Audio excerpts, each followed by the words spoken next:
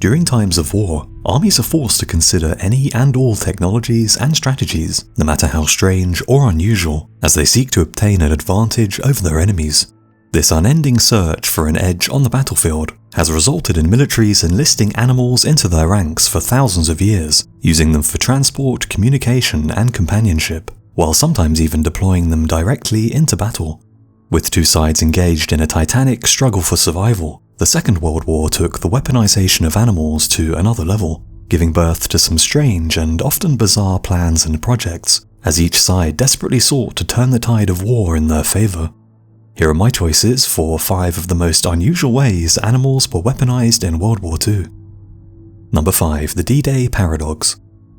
During the Second World War, the Allies' plan to invade mainland Europe was a risky gamble aimed at bringing the costly war to a swift end. Yet, as the largest armada of ships ever assembled poured its cargo of hundreds of thousands of soldiers onto the beaches of Normandy, the skies above were also dotted with countless aircraft, dropping thousands more paratroopers behind enemy lines. These highly trained specialists, tasked with seizing strategic locations and slowing down enemy reinforcements in a valiant effort to buy the ground invasion forces behind them enough time to establish a secure beachhead.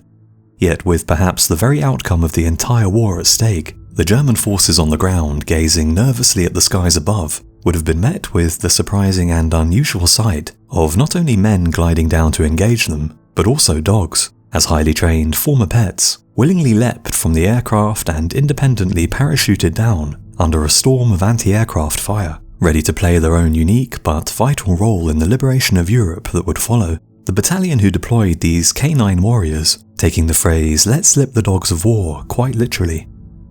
The bond between man and dog is deep and ancient, and humans have kept the animals as companions for many thousands of years. However, a dog's unique abilities, coupled with its unbreakable loyalty to its master, has also led to the species' exploitation, with many civilizations deploying dogs during time of war as scouts, sentries, trackers, and messengers, while some even sent them directly into battle to attack the enemy with their powerful jaws and flesh-tearing teeth. Yet such widespread use in warfare also placed the animals in immense danger, and incredibly during the 4 bitter years of World War I, an estimated 1 million military dogs were killed in action. With such a long and proven history of use in warfare, it's no surprise that when the Second World War was unleashed upon the world, militaries on both sides were keen to exploit animals in any way possible to obtain an edge over their rivals. In Britain, a call went out to the nation in May 1941, as posters and radio announcements pleaded for dog owners to contribute their pets towards the war effort, a call which in ordinary times might have been ignored, but with many struggling to feed themselves, let alone their pets, an incredible 7,000 dogs were volunteered within just 2 weeks. While these ex-pets would be utilised in a variety of roles, Lance Corporal Kenneth Bailey was instructed to handpick and train a small number of the enlisted dogs to be used by the 13th Parachute Battalion during the planned D-Day landings, where the battalion faced the grim task of parachuting in behind enemy lines to carry out missions that could make or break the entire invasion, and thus the war itself. With such a heavy burden of responsibility, the paratroopers involved in the drops would need every tool at their disposal if they were to stand any chance of success, and so it was decided that on D-Day, the battalion should have with them a small number of dogs to act as their superhuman eyes and ears on the ground. The dogs undertook a rigorous training program that taught them how to track down enemy soldiers and silently alert their handlers about nearby mines or a hostile presence ahead, preventing the men being ambushed and killed or captured, training them to detect the smells of explosives and gunpowder, as well as getting them used to the loud noises and chaos likely to be present on the battlefield. Yet planners faced one major problem. How do you convince a dog to willingly jump out of an aircraft flying hundreds of feet in the air? To overcome this hurdle, an elaborate training regime was created, with the goal of gradually getting the dogs used to an airborne environment, while at the same time convincing them to associate the jump with feeding. Before each training jump, they wouldn't have been fed for several hours, so that by the time they were airborne, the prospect of receiving a juicy steak would make them far more cooperative and open to new experiences. The dogs were fitted with parachutes which were rigged to open automatically as they exited the aircraft, a feat which ordinarily they would be unwilling to perform. However, after seeing the handlers jump from the aircraft while carrying bones, meat, and other treats, the hungry dogs soon required no coaxing whatsoever to voluntarily follow their handler out of the aircraft, where they would be fed whatever he was carrying once they landed.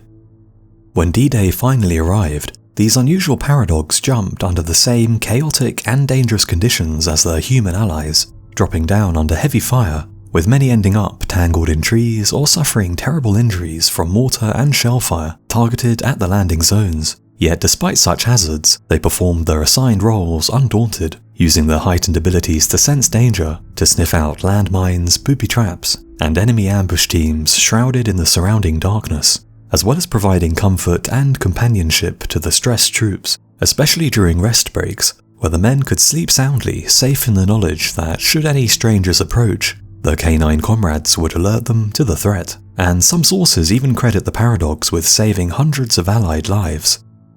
Many of the Paradox would see further action as the Allies pushed into Germany, with some even being decorated with specially created awards for animal valor. However, when the war finally drew to an end, most of the dogs who had served their masters so faithfully were callously disposed of with a bolt gun to the head, as military assets that were now no longer required. Number 4. The Bat Bomb. Defeating Imperial Japan with bomb-carrying bats designed by a Pennsylvania dentist sounds like the plot of a low-budget movie. However, it was actually a strategy that the US military took seriously, and one that was proven to work surprisingly well during testing, as what became known as Project X-Ray poured millions of dollars into developing a giant bomb containing thousands of Mexican free-tailed bats, which, when dropped above Japan's sprawling and largely wooden-constructed cities, would release the flying mammals into the dawn sky, each one in search of darkened rooftops and eaves to escape the coming daylight, where they would carry with them a small incendiary device on a timer, thus unleashing thousands of fires simultaneously across a diameter of some 40 miles. This unconventional weapon reducing entire cities to little more than ash, and in doing so forcing the Japanese to surrender. When the Japanese launched their surprise attack on Pearl Harbor on December 7, 1941, Pennsylvania dentist Dr. Lytle Adams had only recently returned home from a vacation to New Mexico. Like many Americans, Adams was outraged by the attack and immediately put his mind to work on how he might contribute to the American war effort.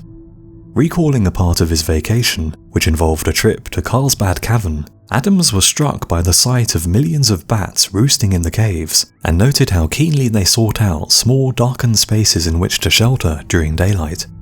At this time, most people in the West were well aware that Japanese cities were densely packed with buildings, usually constructed from highly flammable materials like paper, bamboo and wood, with each building containing plenty of darkened crevices that a bat might like to hide in from the sun. And so, with this realization, Adams put 2 and 2 together and came up with an unusual plan to weaponize bats in a way which might very well end the war quickly and with minimal loss of life.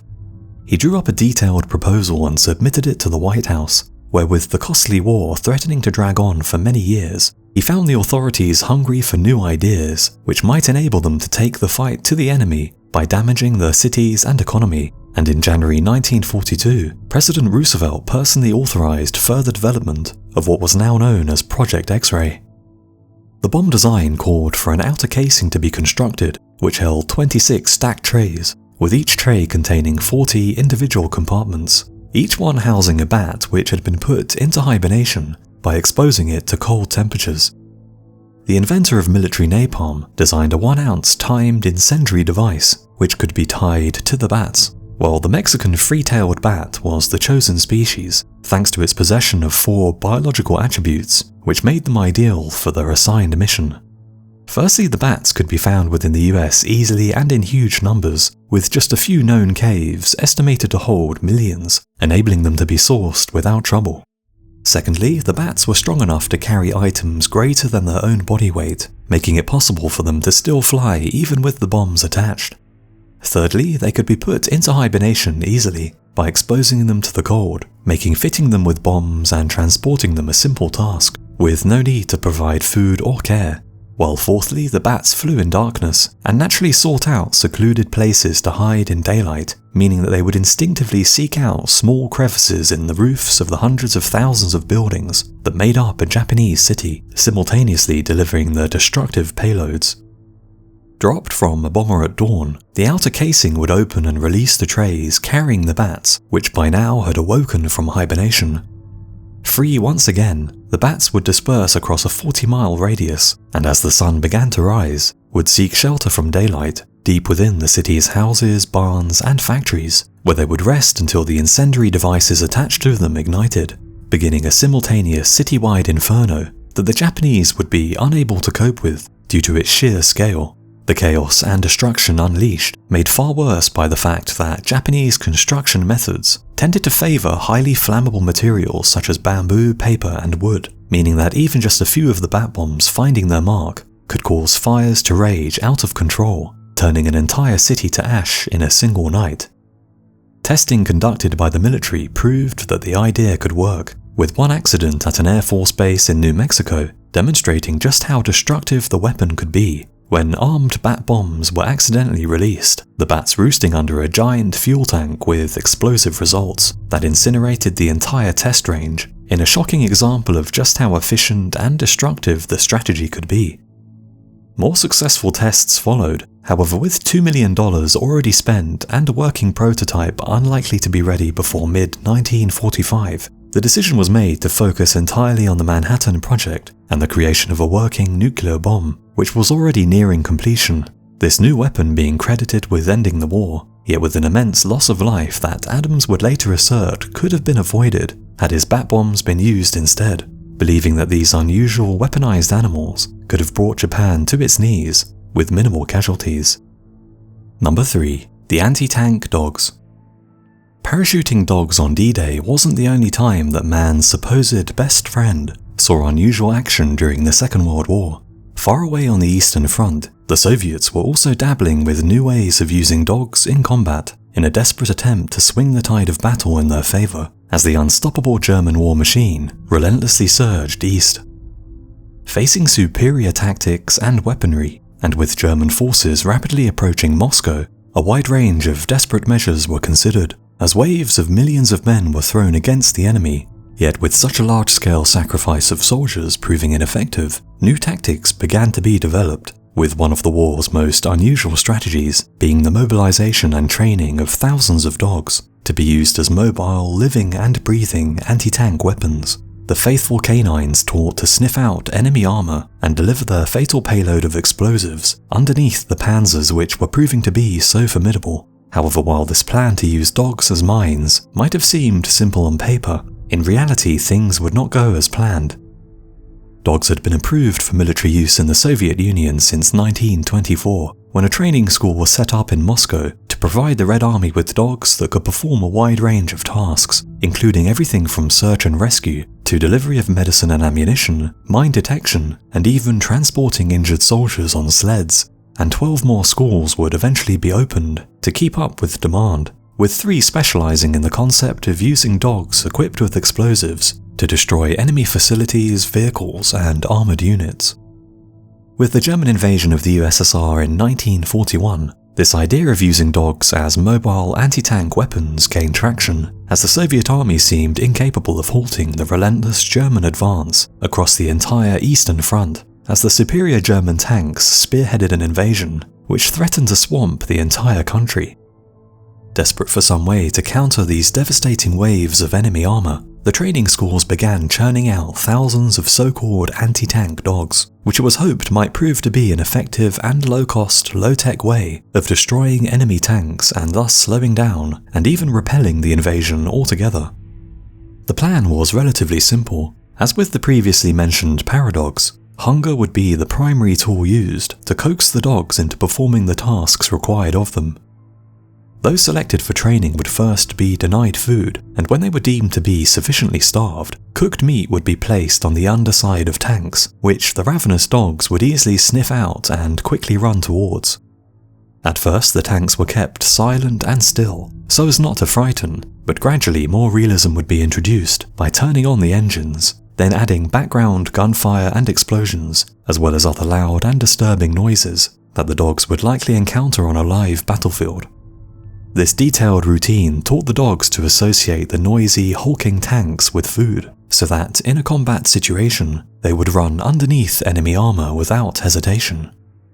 The original plan was to fit the dogs with an explosive mine, which could be released once underneath the tank, enabling the dog to run back to its handler and safety, with the mine being detonated remotely or via a short timer. However, tests of this technique proved to be unsuccessful, as very few of the dogs were able to master the more complicated task of pulling on a belt with their teeth to release the bomb strapped to their back at the right time, with many dogs becoming confused and returning to their handlers with the deadly payload still armed and ready to explode, posing a serious risk of friendly fire.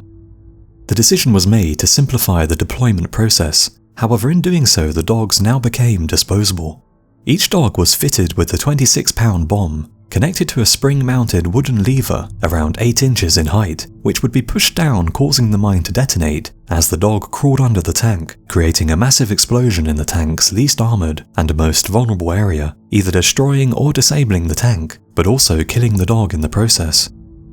With training complete, the first batch of anti-tank dogs were sent into action. However, once again, serious problems were exposed.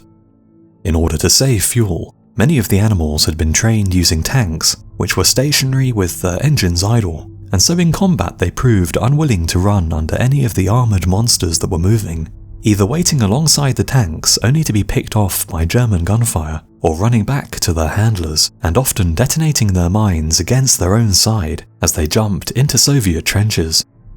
To make matters even worse, the Soviets had trained the dogs using their own diesel-powered tanks, whereas the German tanks used gasoline engines, a difference which was noted by the dogs with their keen sense of smell, resulting in them preferring to run under the familiar Russian tanks instead of the strange-smelling German ones, causing several instances of the dogs bombing their own side.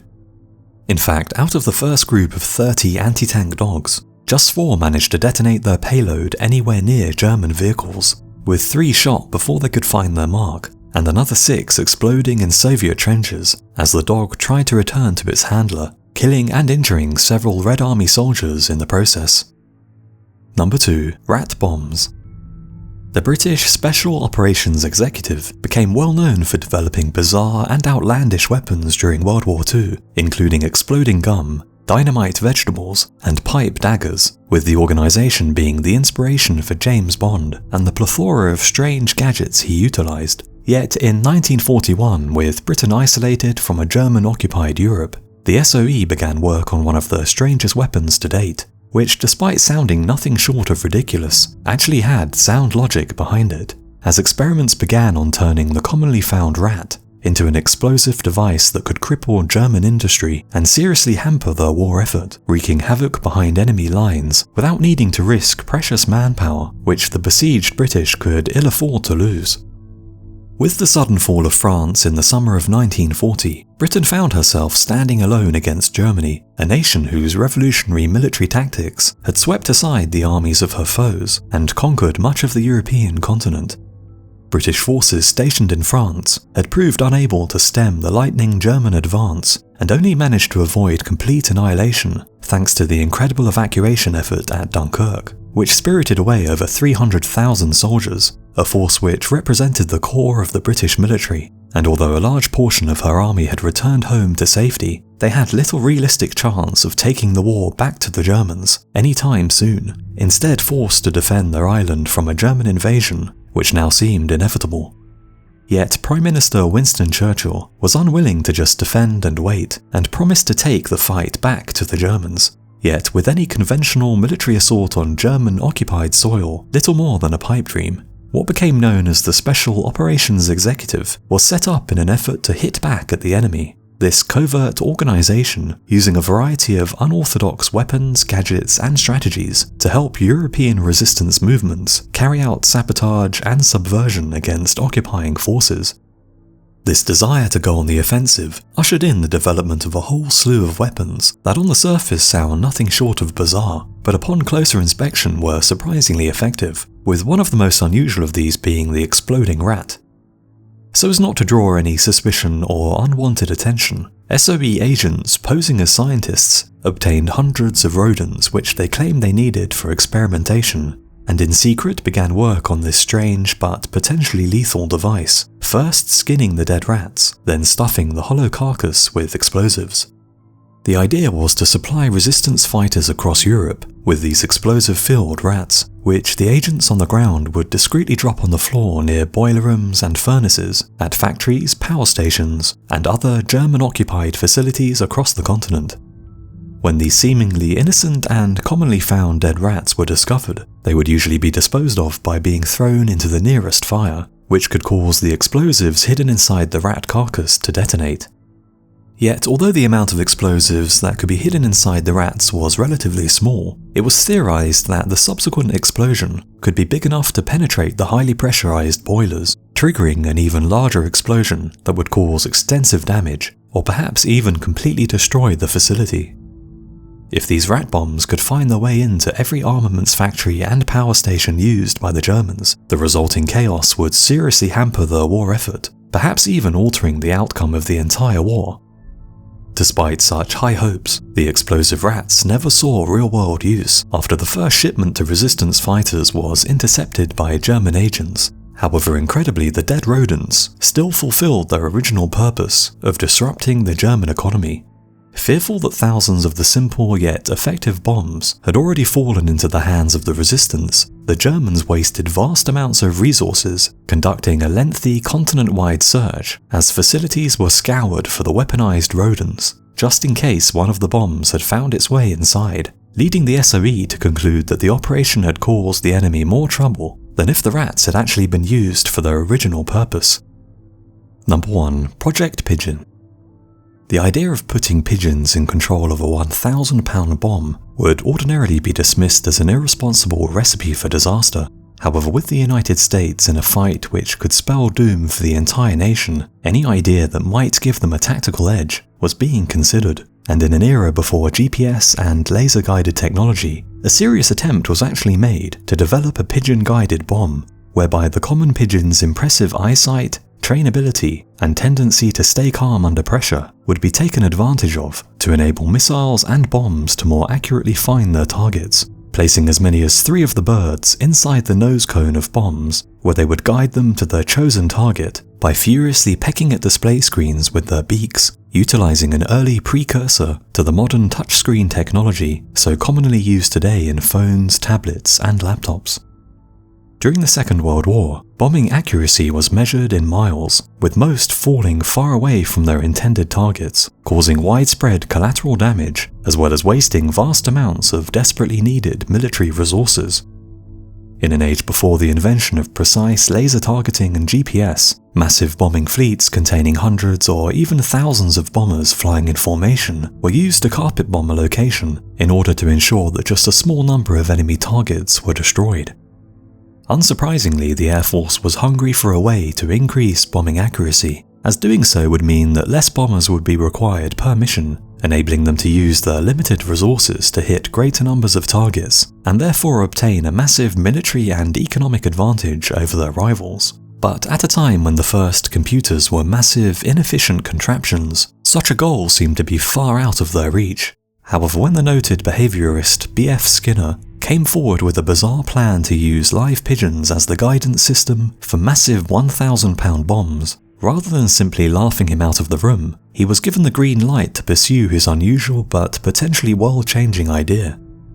As a pioneer in the field of behaviorism, Skinner had already developed methods that allowed him to train animals to perform certain tasks using food as a reward mechanism, and he became convinced that he could harness the natural cognitive abilities of pigeons and train them to guide missiles and bombs to their targets with an incredible degree of accuracy, in doing so making a valuable contribution to the American war effort. Easy to train, possessing excellent eyesight, and able to recognize visual patterns, the commonly found and easily obtainable pigeon was the perfect candidate for testing, with Skinner confident that he could train the birds to recognize a military target and to peck at it when it was displayed on a visual screen. By placing pigeons inside a gliding missile and training them to peck at touch-sensitive screens connected to the missile's flight controls, the pecking of the pigeons would in theory constantly adjust the flight path of the missile if it started to stray from its path, enabling it to hit enemy targets with incredible precision and accuracy. Skinner purchased some pigeons and began a basic but effective training program, teaching the birds to recognize the pattern of a target and to peck whenever they saw the target by providing them a food reward with each successful peck. By gradually increasing the time lag between the peck and the food reward, he managed to train the birds to constantly peck at the image as it moved around, eventually able to make them peck non-stop as many as 10,000 times over a 45-minute period, which was long enough for a gliding bomb to reach its target.